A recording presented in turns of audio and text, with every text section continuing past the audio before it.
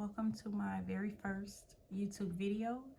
This is a debt confession video, and it took a lot, y'all. It took a lot for me to actually put this on the internet. But my hope is that by me doing this, it's going to help me document my progress on my debt-free journey. Because that is my ultimate goal, to be debt free. And so yeah, please be kind, be patient with me, because it's a lot, and I was extremely not was but I am ashamed of the situation that I've got myself into, but I full on intend on getting myself out of it. So I guess we'll go on and start, and I hope you all can see this. I did go on and pre-fill this out so that you all didn't have to watch me do it.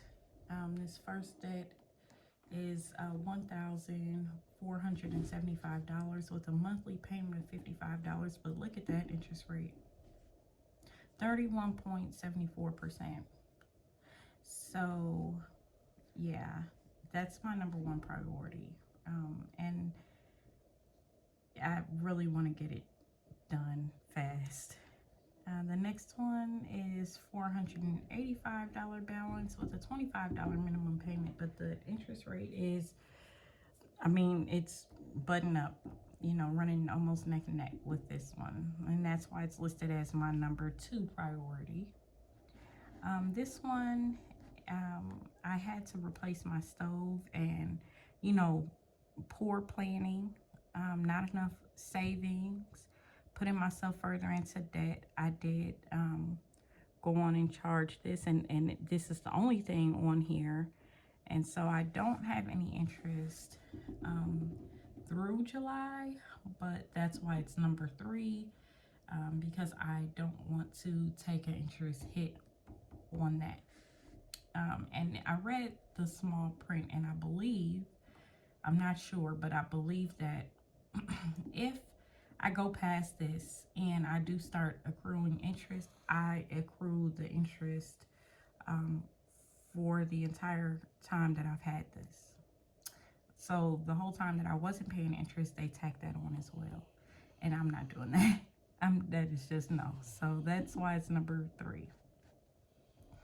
The next one is a balance of, it's another credit card, a balance of $723 with a minimum payment of $30, and that interest rate of 28.94%, making it my number four priority to get done.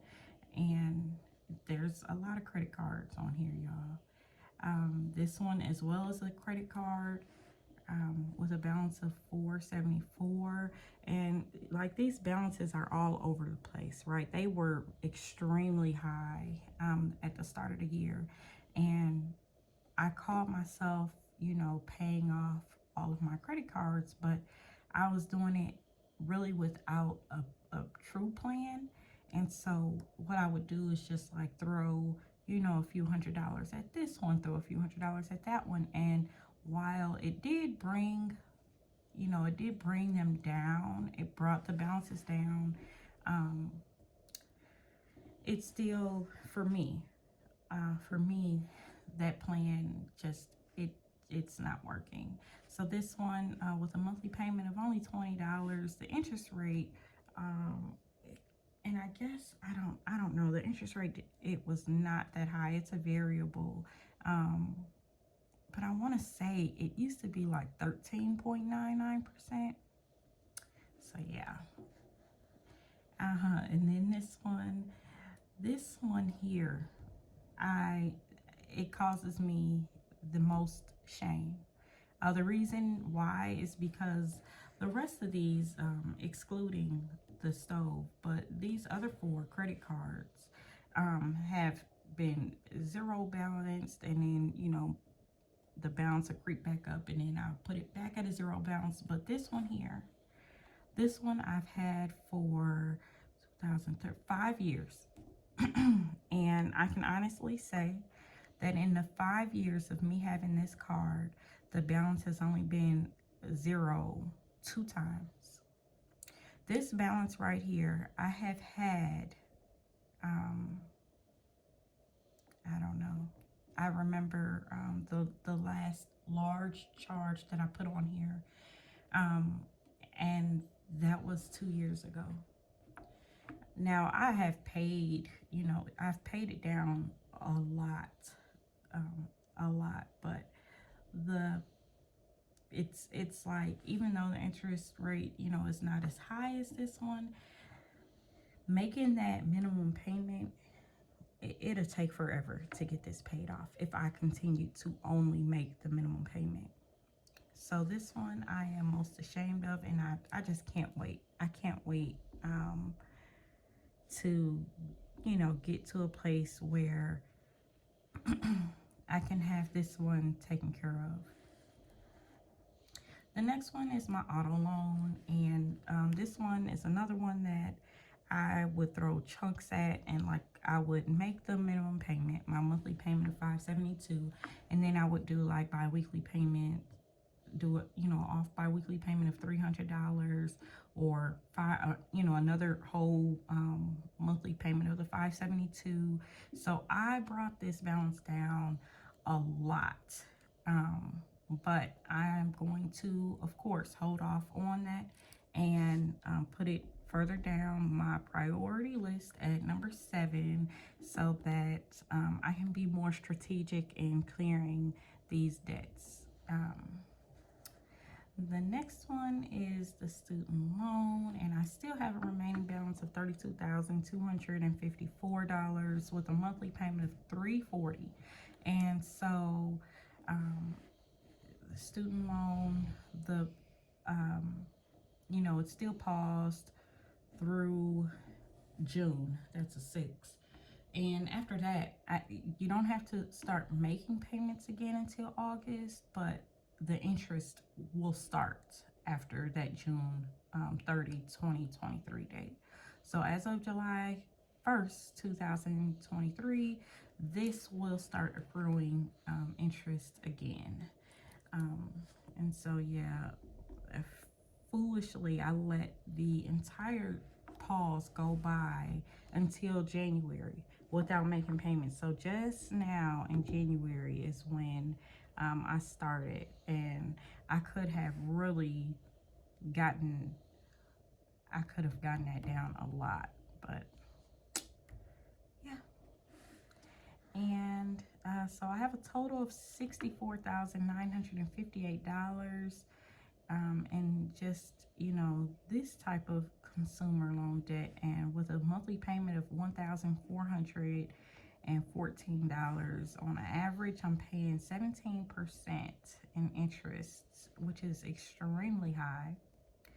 I do have a snowball of $600 that I've worked out in my budget, that really is just money that, is sitting there that I will just frivolously spend on whatever, eating out food, just unnecessary things. So I will not be hurt by pulling out this snowball, and that's why I felt comfortable with, dedicating $600 to a snowball. And then last is my mortgage of $184,953 with a monthly payment of $1,480, which brings me to a total of $249,911 in consumer debt. A monthly payment of $2,894. Every single month, I'm paying almost $3,000 in consumer debt. And this is why I made this video, because I don't want to do this anymore. I mean, this is already, a large amount, and, tacking on the mortgage. And we're not even talking about groceries, gas, sewer, water, trash, electric. pet food, kids activities. We're not talking about anything else except consumer debt, and we're already at $3,000 almost. And I no longer want to live like this. I have got to get these down to zero balance, and I've got to learn how to be more responsible with credit before I can trust myself with using cards again. And so here's my plan. I plan on getting myself out of this predicament by working overtime regularly for the next 8 pay periods, at least. And that's just to obtain my goal quicker. And that way I'll be able to increase that snowball faster. I'm also implementing a zero-based budgeting method. And that way I can ensure that each dollar has a place to go, and it cuts down on loose spending.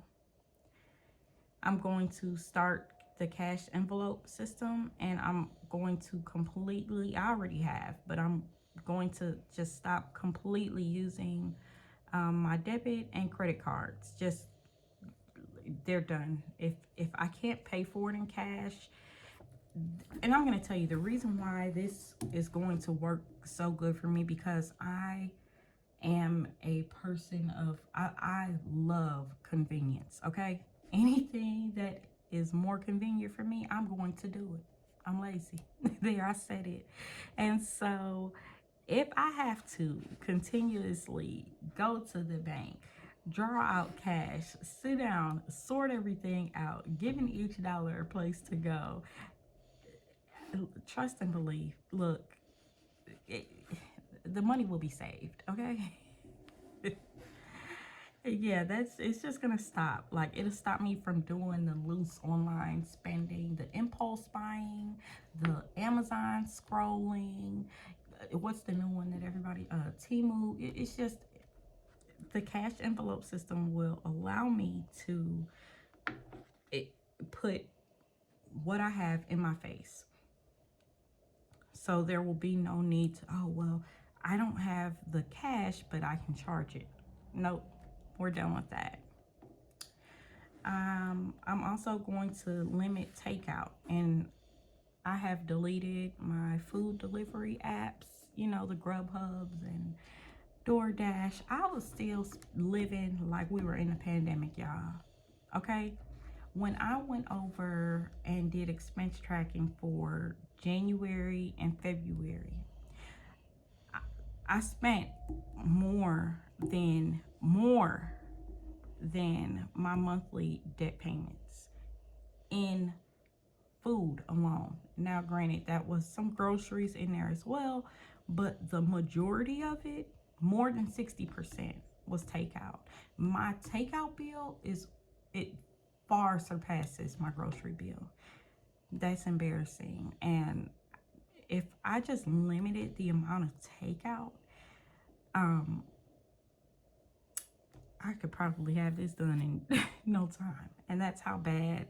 I mean, it's like, you know, you're at work, you're busy, you don't get a chance to eat, you haven't meal prepped, so you didn't bring any food with you. You know, you're going to the vending machine and tapping, and somebody is saying they're going to order something, so you get in on that order. Or, you know, you get off and, you know, you grab something quick, or on your way in, you're grabbing, you know, Starbucks. It adds up. It adds up. This takeout spending for me was the biggest eye opener. And I know that sounds so bad. Like, y'all are probably like, girl, look at your debt. That should have been your big eye opener, but it wasn't. Me tracking my expenses and seeing how much I was spending on takeout was the biggest eye opener. And I could have just cried. I was so ashamed, and am. So I'm going to limit my takeout spending, and it's going to encourage me to eat healthier, and it's going to stop that impulse food buying, like sitting at home and, you know, just having a chill evening and like, oh, I feel like sushi. yeah, let me order sushi. Or I feel like, you know, whatever. Yeah, let me just order that. Yeah, no. That's got to stop. There's nothing wrong with treating yourself, but this was not treating myself. This was me going through things and not facing those things head on, and I was masking what I was going through with my spending, and food played a big part in it. And that's just me being very transparent and honest with you all. I could tell that the depression had really kicked in because my grocery bill went down and my takeout bill went up. And that leads me to my next point of keeping my therapy appointments, not, you know, pushing them off, not rescheduling, not taking them serious, you know, keeping them and actually being engaged and actively trying to work at getting better. And that will allow me to work through issues that I've been ignoring. And you know, when you ignore issues, for me, it just caused me to spiral down more. And lastly, I'm going to document my journey here on YouTube. And my hope with that is that, like I said before, it will keep me accountable. And also, I hope that it will help someone else. I don't know if anyone else is in this type of situation, but if they are, you know, just so that they know they're not alone. You know, I put myself into $65,000 worth of just stupid, unnecessary debt. And I really can't say that the student loan was stupid and unnecessary, but everything else, it was. I didn't have a car note. Did I need to go and, you know, sell my car and get a new one with a car note? No, I did not. No, I did not. There was nothing wrong with my car. This right here did not have to happen. You know, this right here shouldn't have happened. If my takeout spending wasn't as high as it was, then I would have had savings. I could have just walked into Home Depot and just bought a stove instead of, oh, I need a stove. Oh my goodness, you know, I'm gonna have to, what am I gonna do? Instead of putting myself into more debt, I would have had the savings to cover that. So there it is. There's my debt confession out on the internet to be judged. I hope that you all stick around and see what's coming in my future and watch me get myself out of this predicament. It's going to be tough. A lot of sacrifices will have to be made. I plan on hitting it hard and picking up a lot of extra shifts, and that's going to cost me time with my family, with my kids. So a lot of sacrifices will be made to get myself out of this predicament, but it will be worth it.